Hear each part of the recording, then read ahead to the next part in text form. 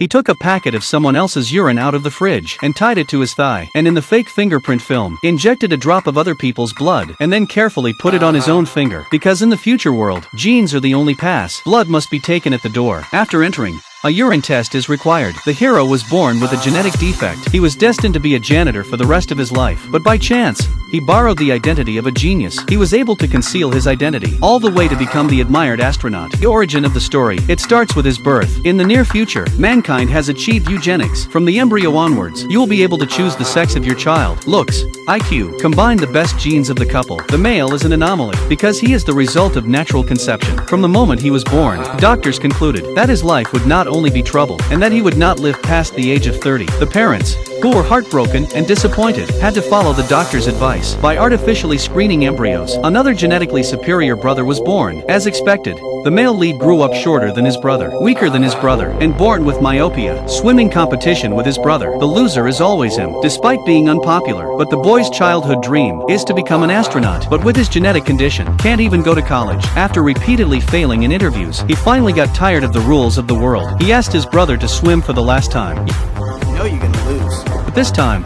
a miracle happened. The brother swam to exhaustion, but he still couldn't catch up with his brother in front of him. This was the only time he lost, and the brother who won the race, but tore off his own head in the family photo. He ran away from home and never came back. The hero went to the space agency he dreamed of, where he worked as a janitor. At least in the space agency, he can still look up at the stars when no one was around. He imagines he's a real engineer. He quietly kept working out, but he knew it wouldn't help, because the blood test results are the most important thing. Looking at the people coming and going, he thought to himself, what is the difference between him and them?